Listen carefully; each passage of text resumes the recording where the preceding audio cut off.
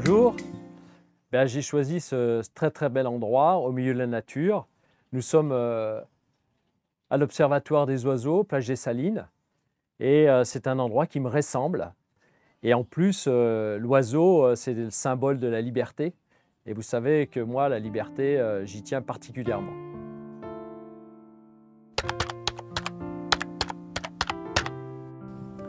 Ce qui m'anime avant tout, je dirais plutôt ce qui me guide. Et ce qui me guide, c'est mon instinct et mon intuition. Pendant mon enfance, l'intuition et l'instinct ont construit mon mode de fonctionnement. Je m'explique. En fait, ce qu'il faut savoir, c'est que lors de mon enfance, j'étais face à des situations et seule mon intuition et mon instinct me permettaient de trouver des solutions et des issues aux situations dans lesquelles je me trouvais.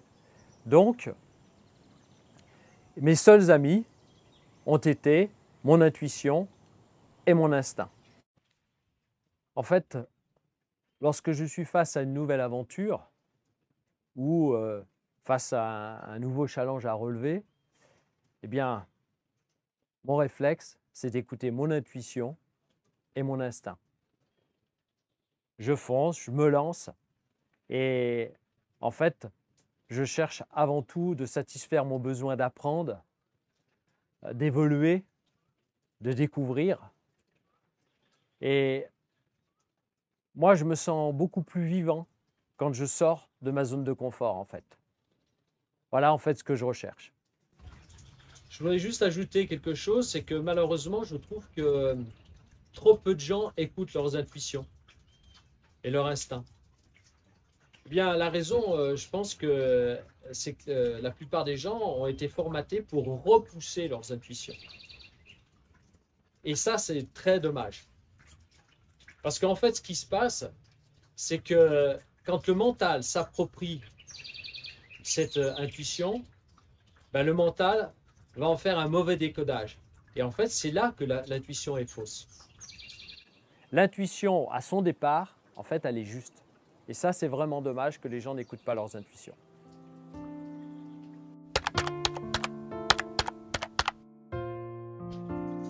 Alors, mon métier, en fait, il n'existe pas. Je suis alchimiste d'entreprise à éveiller. Ouais, ça paraît bizarre, mais en fait, c'est un métier que j'ai inventé parce qu'il me fallait trouver un métier qui corresponde à mon caractère atypique. Je suis un homme atypique avec un parcours atypique. Et la définition de ce métier, en fait, correspond tout à fait à ce que je souhaite apporter à une entreprise. Elle correspond tout à fait également à ma philosophie de vie. C'est pour ça que j'ai créé ce titre de métier. Ce métier, mon rôle pendant mes missions auprès des entreprises, en fait, c'est de leur apporter une transformation profonde et positive et également de les guider vers un état d'éveil, vers une conscience supérieure. En fait, je combine les aspects de conseil en entreprise et une approche beaucoup plus holistique, mettant l'accent sur la transformation, sur l'élévation et la prise de conscience. Je transforme les processus obsolètes en efficacité optimale et également j'apporte un environnement positif et épanouissant dans l'entreprise. Dans le titre de cette profession, j'utilise le mot « éveillé ». Ce n'est pas par hasard et ça suggère une dimension spirituelle. En tant qu'alchimiste d'entreprise, j'intègre des principes spirituels tels que la prise de conscience, la responsabilité sociale et surtout le bien-être des collaborateurs dans l'entreprise. Je dis que j'ai une approche holistique dans l'entreprise parce que en fait, j'interviens sur tous les axes de performance dans l'entreprise. L'axe éco, tout ce qui concerne la finance, l'axe RH, ressources humaines, formation, recrutement, l'axe processus, Donc là, je transforme toutes les méthodes et également j'apporte des outils informatiques adaptés. Et l'axe relation client, satisfaction du client, digitalisation du parcours client. Et pour revenir à l'alchimiste, vous savez que l'alchimiste transforme le plomb en or, non? Eh bien, moi, en fait, en tant qu'alchimiste d'entreprise, mon objectif est d'apporter de la valeur à l'entreprise. Je vais revenir sur la dimension spirituelle. Quand je parle de spiritualité, je ne parle pas de religion. Je parle d'élévation d'esprit uniquement. On est bien d'accord. Si je puis rajouter encore quelque chose, une entreprise à un niveau vibratoire, eh bien mon objectif, ce sera de tout mettre en œuvre pour élever ce niveau vibratoire, pour que l'entreprise vibre de façon positive, que tous les collaborateurs vibrent de façon positive, et ainsi modifier le mindset de l'entreprise pour que l'entreprise soit le plus positive possible.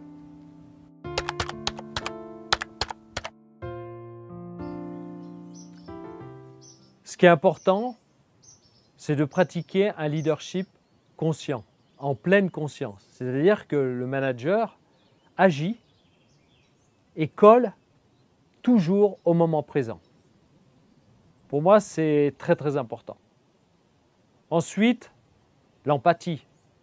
Le manager ou le dirigeant doit avoir beaucoup d'empathie vis-à-vis de ses collaborateurs. Le respect également est une valeur très importante.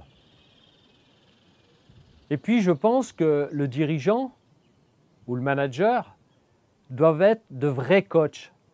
Ils doivent participer au développement personnel de chaque collaborateur. Avoir beaucoup d'empathie et beaucoup d'écoute. Avoir une communication ouverte. Ça, c'est très important. Également, innover et initier l'innovation de façon collaborative. Faire participer ses collaborateurs. Cultiver des qualités d'adaptation. Et enfin, former et développer les compétences chez tous les collaborateurs de façon continue.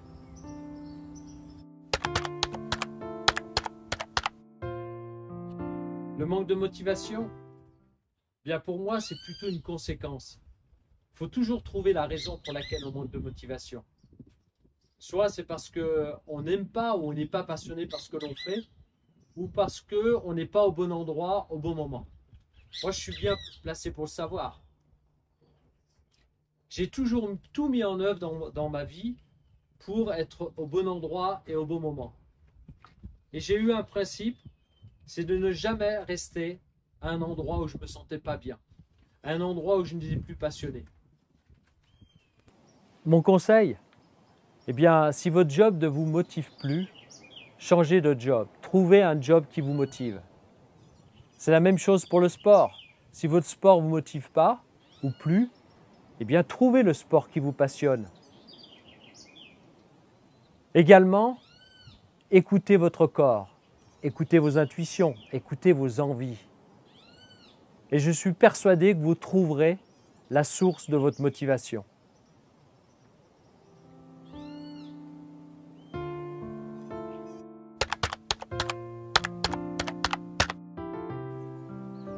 Le coaching en développement personnel tel qu'il est pratiqué par la plupart des gens actuellement, en fait, je n'y crois pas. Pourquoi? Parce que pour moi, une approche en développement personnel doit être holistique. On doit tenir compte de tous les aspects de l'être. La nutrition, le physique, le mental et l'état émotionnel. Tous ces aspects de l'être sont interconnectés. C'est la raison pour laquelle je pense qu'un coaching ciblé sur uniquement un de ces aspects ne peut pas fonctionner. Donc l'approche holistique, elle est obligatoire si on veut être efficace et si on veut vraiment être honnête vis-à-vis de la personne à coacher. Donc, on doit considérer l'être dans sa globalité. Et dans cette globalité, il y a un élément important pour moi, c'est l'intelligence émotionnelle. Quand on coach quelqu'un, on doit tout mettre en œuvre pour développer, réveiller, éveiller cette intelligence émotionnelle. La gestion de ses émotions et celle des autres est primordiale pour quelqu'un qui cherche à s'élever et à se développer.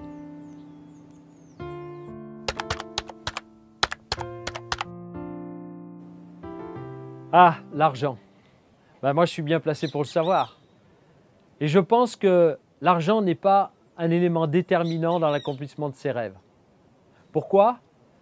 Parce que je pense que quand on croit fort à un rêve, très fort à un rêve, l'univers va se charger du comment. Donc ce qui est important, c'est d'avoir confiance en soi, de croire très fort en son rêve, et vous verrez que l'univers va vous l'offrir, ce rêve. Ce qui est important, c'est d'être au moment présent et de lâcher prise, de laisser l'univers travailler. Et vous verrez que tout est possible. Rien n'est impossible. Et si vous regardez mon film sur YouTube, vous voyez bien que je suis parti de rien et que j'ai eu une vie extraordinaire. Et ce n'est pas une question d'argent.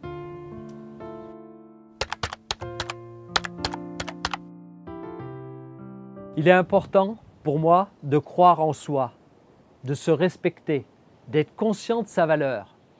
Et c'est pour cette raison qu'il ne faut permettre à personne de vous dévaloriser, à personne de vous manquer de respect et surtout à personne de vous faire douter de vos envies, douter de vos rêves. Écoutez votre intuition, écoutez vos envies, ne doutez pas.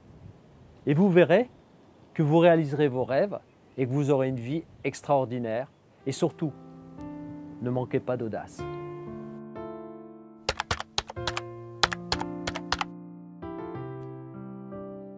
Les choses les plus importantes, alors je dirais pas des choses, c'est plutôt des valeurs.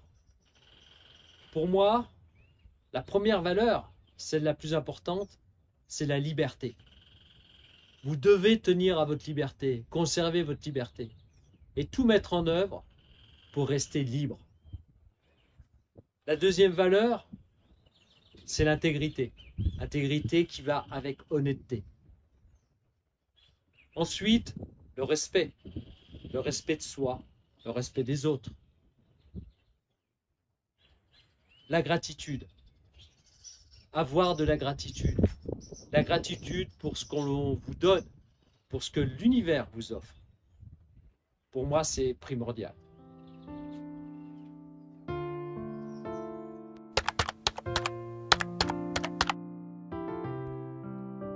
La peur. Alors je fais bondir quand je dis que la peur n'existe pas. Oui, la peur réflexe existe.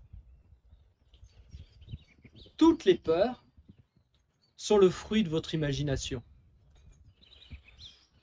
Donc, comme la peur est imaginaire, elle n'existe pas. Ça veut donc dire que je n'ai pas peur. Alors comment arriver à vous défaire de vos peurs? C'est très simple. Il faut que votre cerveau arrête de générer cette peur. Pour cela, il faut que vous viviez dans le moment présent, que vous lâchiez prise et que vous arrêtiez d'imaginer ce qui va vous arriver. Parce que la peur vient du fait que l'on imagine de ce qui va nous arriver. Si vous pratiquez de cette manière-là, vous verrez que la peur, de plus en plus, va s'éloigner. Elle n'existera plus dans votre vie. Parce que ce qu'il faut savoir quand même, c'est que la peur est source d'angoisse, d'anxiété. Et que ça génère quoi? Ça génère des problèmes mentaux et également des problèmes physiques. Donc vous devez tout mettre en œuvre pour que la peur n'existe pas dans votre vie. Et si j'ai un conseil à vous donner, c'est vivez amour, ne vivez pas peur. Et un dernier conseil, pratiquez la méditation Ça vous aidera à oublier cette peur et la faire disparaître. Alors, vous me demandez, quel est le plus gros danger dans mes aventures? Bien, pour moi, le plus gros danger, partout où je passe d'ailleurs, c'est l'humain.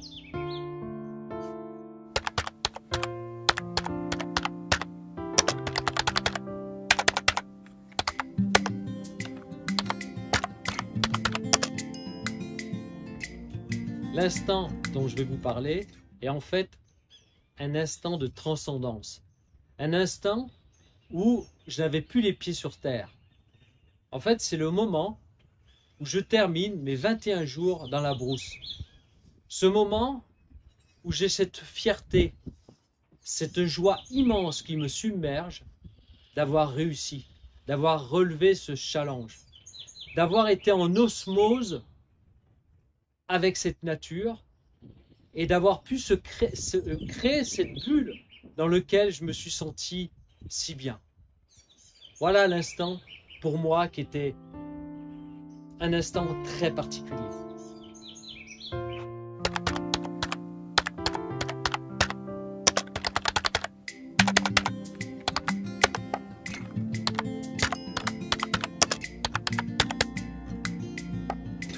Je vais vous donner 2 citations.